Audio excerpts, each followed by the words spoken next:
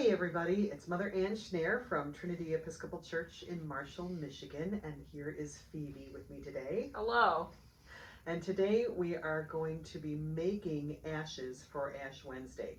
This is a new process that I've actually never done before at Trinity. Yeah, it's totally new because a long time ago, way before I came to Trinity, they had burned all the palms that they need, and we have had ashes like for years and years and years that I've like a Tupperware container of ashes. Yeah, and I've never had to make them before. So this year, because of the pandemic, we're not going to be able to do our regular Ash Wednesday services in the way that we're accustomed.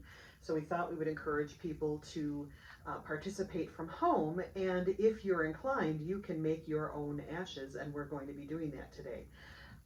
Now, if you have if you have palms from previous years, like we have, you'll want to get these. Make sure they're nice and dry. Here, how crackly they are. My dog loves the ashes. I don't know if he can be if he's on camera at all, but he just loves them. He loves the sound. I was bringing them downstairs from where they were previously located, and he was just trailing me the entire time. Yep. So you'll want to get your ashes. You'll want to get fire, and, excuse me, Casey, can you pick that up? It's heavy. And some sort of fireproof vessel that's large enough for you to work without posing a risk for your own safety. This is this large cast iron thing. It's a camp stove. Can you hold the bottom? Yes, I can. This is great because it also has a lid. Yeah. So it'll be really helpful for extinguishing the fire if we need to. Now we are going to be taking this operation outside, even though it's 18 degrees, because that's where the best ventilation is, and the best for filming. You would want to do this wherever you're not going to set off a smoke alarm. Maybe over your stove, maybe near a window, maybe outside if you're hardy. And we will move on from there to see how we do this. So we'll see you real soon. So we are in the backyard now, and we are ready to burn. Phoebe, would you like to be the firemeister? Yes. Okay. Yes, so what we're starting with one palm because that's probably what people mostly have at home. They don't have a whole stack. Yeah. So what we're going to do, tear it apart. So you can tear and I can tear. We're breaking it into smaller pieces. Okay. So that it'll fit into whatever container you have. Yes. We're not assuming that you just have a camp stove going. And mine, I'm having to twist it a little bit. Twist and then... Yeah, sort of bend. And you could cut it, you could do whatever you needed. We don't have scissors out here.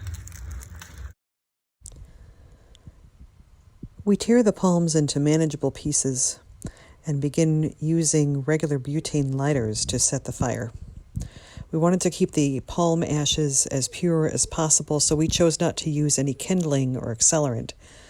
Some parishes add olive oil or mineral oil, but at Trinity we use just the pure palm ashes.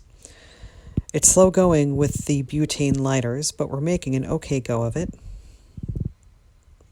Burning just one palm can take quite a while because there isn't quite enough material to feed the flame.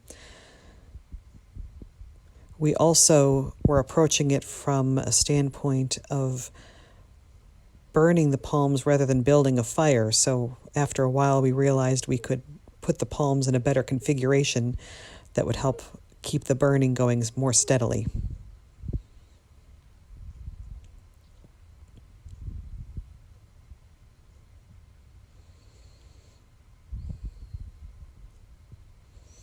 Near the end, we remembered that we had a culinary torch at home, so we experimented with that and found that it helped the burning along quite nicely.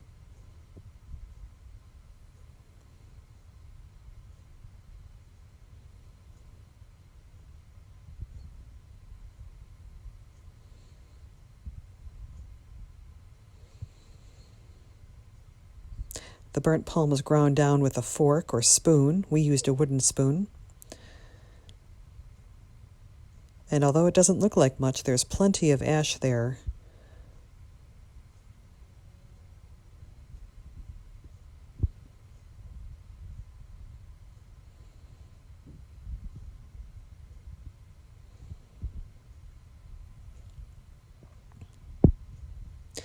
After the long process of burning one individual palm, we burned the rest of the palms we had on hand.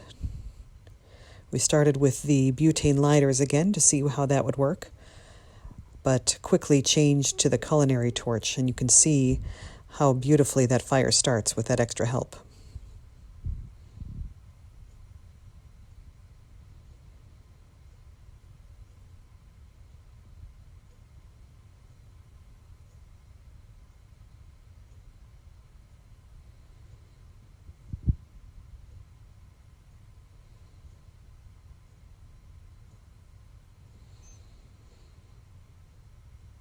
The torch is especially helpful for burning the extra bits that were missed by the initial flame.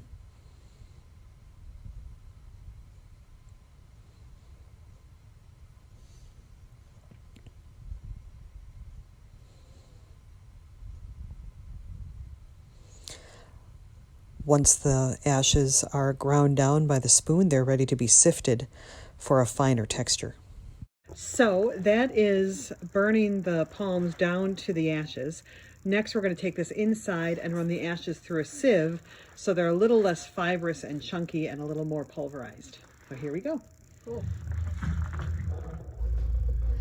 All right, so we're back inside where it's a little warmer, and Phoebe is going to do the last step of grinding the ashes down nice and fine. So what we have here is we have a sieve that we're going to be using, and we have our ashes in here.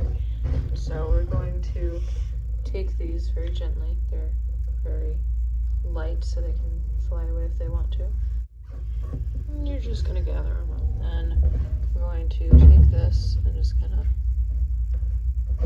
push it through.